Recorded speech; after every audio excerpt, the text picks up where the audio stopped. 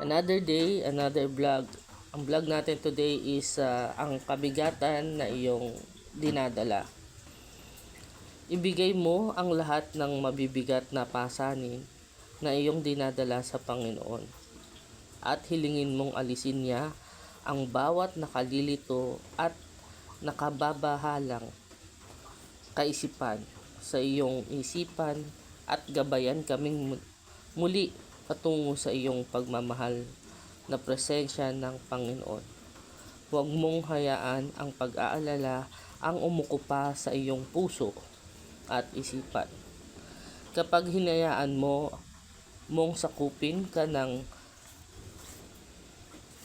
pagkabalisa, mawawasak lamang nito ang iyong kapayapaan at lalong gagawing magulo ang iyong kalooban. Tandaan mong walang imposible sa Diyos. Siya ang magpapagaan ng bawat pasan mo.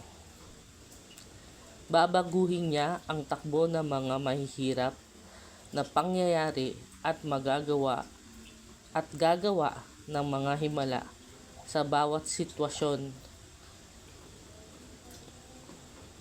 inihahain mo sa Kanya.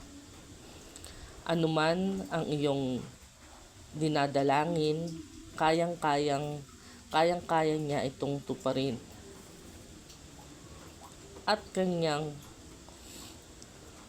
kayang-kaya niya itong tuparin.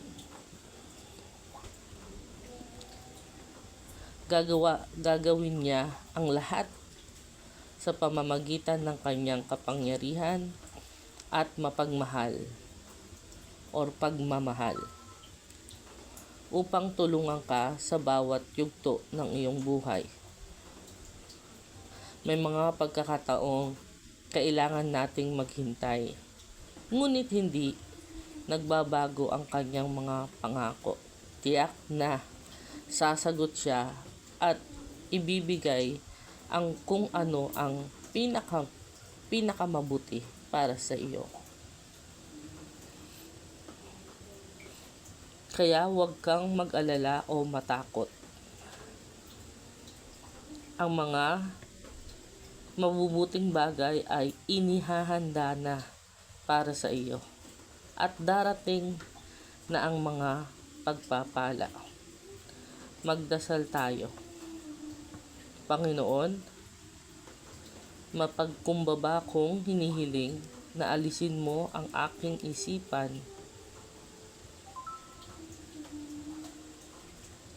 gamit ang iyong katotohanan.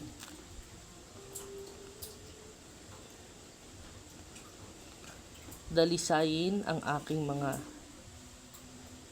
iniisip at ilapit ako sa iyo upang laging makabalik sa iyo sa tapat at puno ng pagtitiwala na panalangin. Salamat sa mga sumunod sa ating video. Please like and share our page. Also, you can follow us on our YouTube account. And lalagay po namin sa pin section comment kung sa kayo pwede mag-sow ng seed of faith in the ministry para tulungan kami mapalaganap lalo ang salita ng Panginoon. Till our next video, bye!